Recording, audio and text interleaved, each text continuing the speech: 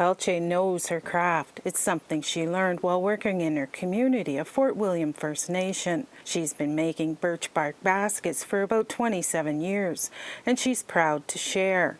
It's a process she learned over time. When I was working at the Fort William Historical Park, we were learning about making wigwams, and we were paddling the birch bark canoes, and we were learning about baskets and bark and cleaning roots.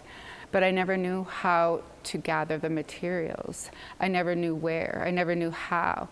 And when I started doing that, I realized that there was such a displacement from land and community. Pelletier's workshop is part of the Builders in Residence program here at the Canadian Canoe Museum. She's one of 4 Indigenous artists who've been invited to give hands-on lessons or demonstrations of their work. According to Jeremy Ward, the program offers an opportunity to engage and educate the public. In October, we have a group coming down from Baffin Island, the Hayakut Society from Iqaluit, and they'll be building a kayak here.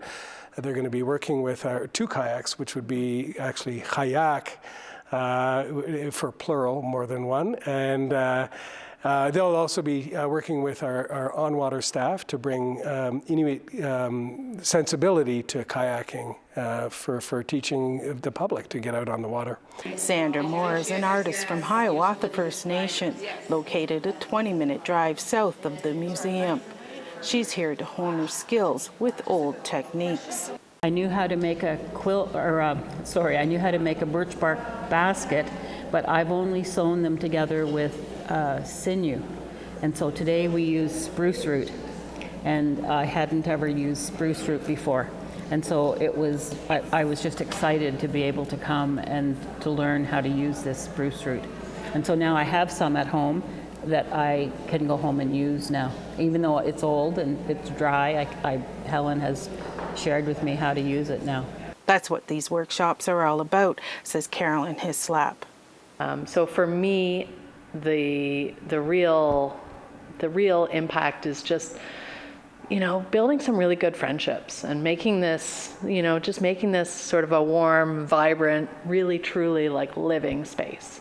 And that's our vision for this whole canoe museum, is that this is a place for everybody. Pelletier agrees it's important work.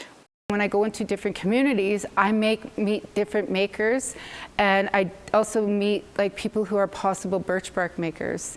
And so when I do that, I find that, so I was just in Lac La Croix outside of Fort Frances, and probably 5 of the 10 ladies I taught were basket makers.